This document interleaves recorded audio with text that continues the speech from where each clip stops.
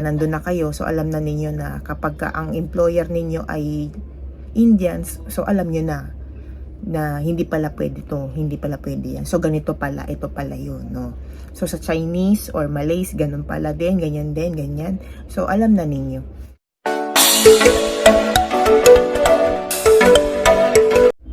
Hi mga kaswisi! So nagbabalik po ako ulit sa aking YouTube channel.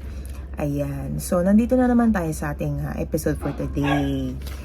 Ayan. So bago ang lahat mga kaswisi, ay kung bago lang kayo sa aking YouTube channel, so please hit like and subscribe and click the notification bell para maging updated po tayo sa aking mga videos for today.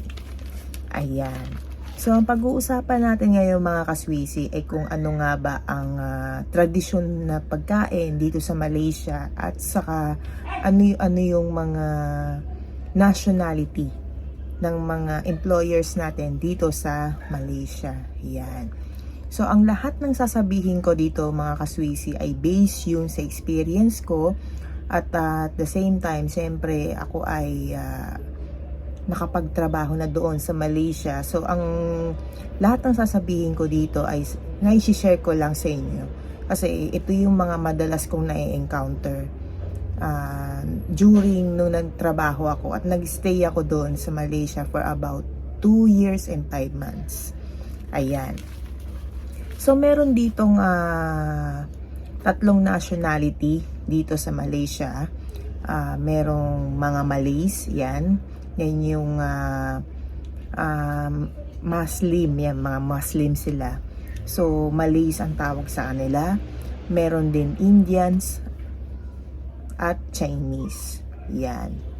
So, sa pagkain dito mga kaswisi, may dalawang klase ng pagkain dito, no? May ibang kasing employers ay mga vegetarian at meron naman non-vegetarian. So, ano ba itong mga vegetarian na ito? Pag sinabing vegetarian, mga kaswisi, yung ultimo pinaka-ingredients niya ay hindi galing sa hayop. Yun. Kasi, ang lahat ng ingredients na to, it's more on nature. Halimbawa, yung almond milk, ganyan. Yung wheat bread, yan, ganyan. So, sa mga ganyan klase ng pagkain, yun yung example, palang yun. Sa mga ganyang klase ng pagkain, walang halong yung mga meron sa mga hayop gaya ng sa mga gatas, ganyan, 'di ba? Usually, ang ginagamit yung gatas ng kalabaw, gatas ng baka, ganyan. 'Yun. So, hindi sila umiinom or gumagamit or sinasama sa pagluluto yung mga ganitong klase ng kasi nga vegetarian sila. Hindi katulad ng non-vegetarian. So, kahit ano pwedeng kainin nila. Kahit galing pa sa hayop, galing pa sa nature, ganyan. So, yun. Yun yung two types ng at ito yung two kinds na rin ng yung mga kumakain, ganyan. Ng ating mga employers, yan. So, syempre, sa mga tradition na foods, no, so, ang pag-uusapan natin yung tradition na foods dito sa Malaysia, no. Sa mga Malays kasi, o sa Malaysia, in general, no, ang usually, ang tradition nila doon ay nasi lemak. Kasi bawat lugar, kahit probinsya pa yan, pag sinabing nasi lemak kasi, marami silang variety. Yan. Ang nasi kasi, ibig sabihin, rice, yun yung ibig sabihin nun. It's more on rice, yan. Kasi dito, pagka sinabing mga nasi goreng, lasi, ganyan, ibig sabihin, mga prito-prito yan. So, yun. So, ito, ang sasabihin ko sa inyo dito, based yun sa, sa observation ko nung ako'y nandoon, no. Kasi pagka sinabing beef, kasi pag sinabing beef, syempre maraming luto yung mga beef, 'di ba? Pwedeng steak, pwedeng mga curry ganyan or may mga sauce ganyan. So usually ang kumakain lang niyan ay Chinese at saka Malays. Yan. So si Indian ay hindi kumakain ng beef kasi Ang reason niyan ay dahil isa yan sa mga Diyos nila, yung beef. Kaya never silang kumakain ng beef. Ayan, kahit alokin mo pa yan, kahit na ano, kasi nasa ano nila yan eh, nasa paniniwala kasi nila yun. So, hindi sila kumakain ng beef. Okay? So, sa baboy naman, yung pork, kumakain ay ang Chinese at saka Indians. So, baliktad naman. So, ang mga Malays naman ang hindi kumakain ng pork. Kasi nga, 'di ba, nasusulat sa Quran, 'di ba, yung paniniwala nila na ang makasalanan daw ang mga baboy kasi nga 'di ba pinasahan ng espiritu ng ano dun sa baboy. So parang ang paniniwala nila ay masama na yung mga baboy. So hindi sila kumakain ng pork kahit anong klase ng luto. Kahit yung Indians din naman, hindi sila kumakain, pero hindi lahat ng Indians ay hindi kumakain ng pork. Pero karamihan, mostly, pero hindi lahat. Lahat ng Indians hindi ganoon. Yun. So, pagdating sa chicken, mga kaswisi, so any kinds of cooking naman to, no, dishes, no. Kasi ang usually ang kilala natin sa chicken ay fried chicken at saka mga curry. Yan yung mga mostly kilala. So, yung tatlong nationality na to, usually, yun yung kinakain. Kasi pinaka-national, national food eh, yung chicken. So, any kinds of dishes to. Mapa-prito, ganyan, masabaw man yan, or ano, kasama yan sa mga soup. So, okay lang. So, si Chinese, Malays, at saka Indians, kumakain sila nun, yun. So, pagdating sa isda, mga kaswisi, so same lang din, no? Kumakain din ng Chinese, Malay, saka Indians, no? Sa Chinese kasi, 'di ba, usually steam, 'di ba? May prito din tapos papaibabaw mo yung ano, scallions ganyan, tapos yung garlic kasi piprito mo yun eh.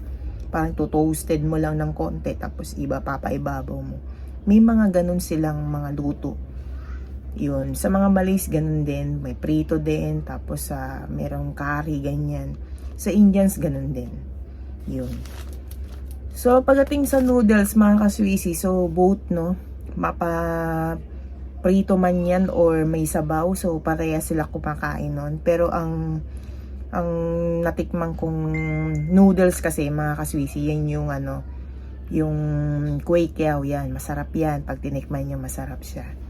Yun. So, sa seafoods, no? So, ganun din. Yung mga seafoods, any kind of dish, no? So, kumakain din yung Chinese, Malay, saka Indians. Kasi mga favorite nila yan.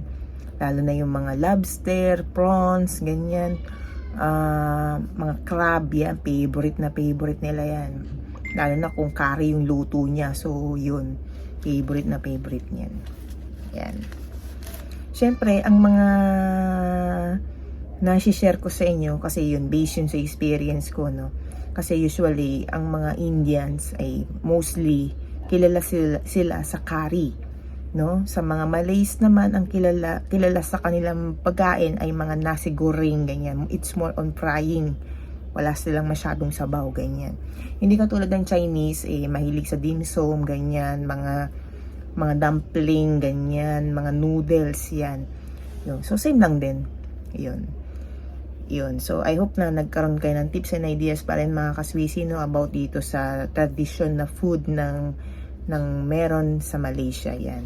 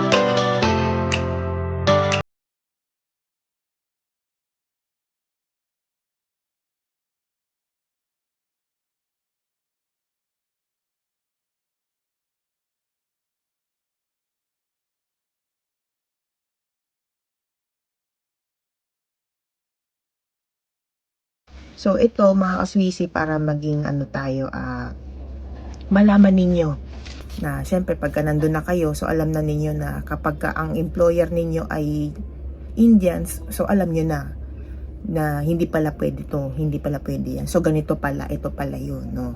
So sa Chinese or Malays, ganun pala din, ganyan din, ganyan. So alam na ninyo.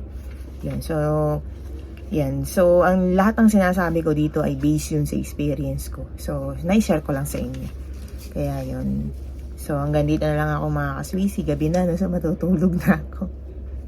Kaya yun. So hanggang dito na lang ako. Bye!